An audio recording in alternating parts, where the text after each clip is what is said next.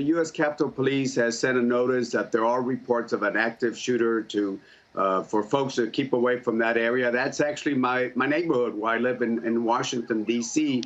So again, let's let them investigate. We don't know if it's for sure or not, but again, since it happened just a couple years ago, I can understand what we have to make sure that we take all precautions. But it's unfortunately the new era that we live in. You know, we're going to see situations like this. We got to prevent as much as we can. But it's, you know, it's those type of situations that we've been seeing lately. Congressman, I mean, is this the type of, we're looking at a massive response. As far as the eye can see down the street that we're looking at, there are police cars, there are ambulances. Is this the kind of response that would be called if there was just a phone call in with a threat? Or does this tell you that because the Navy Yard is on lockdown and there's a shelter in place directive that they did hear something more?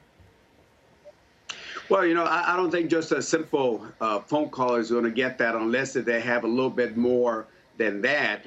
Again, I'd rather have this type of response than just say, oh, you know, somebody's calling wolf and we don't react. So, I mean, that just shows that our men and women are reacting to situations. Again, it might be false, it might not be true, but again, I'd rather have them react the way they're reacting just in case. Congressman, we're getting word right now that Pennsylvania Avenue in front of the White House, Lafayette Park right next to the White House, they are right now closed to tourists. Our White House correspondent Jim Acosta is telling us he's seeing stepped-up security around the White House at this time. You have to imagine that is standard operating procedure whenever there is a security threat being investigated in the Washington, D.C. area right now. All we know right now is there is a threat being investigated, reports of shooting in the Navy Yard. The Navy right now asserting there are no confirmed reports of a shooting as of now, but they are investigating.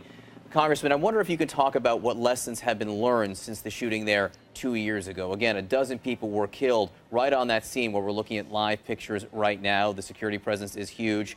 The issue following that was security clearance, contractors who are perhaps let on the grounds there of a military facility without being screened as thoroughly as they should be.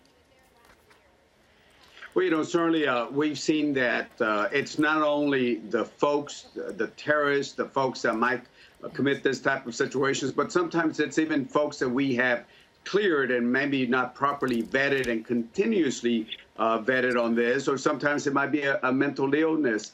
But this just shows you that when somebody wants to cause harm, all they have to do is just make it right one time, just get through one time.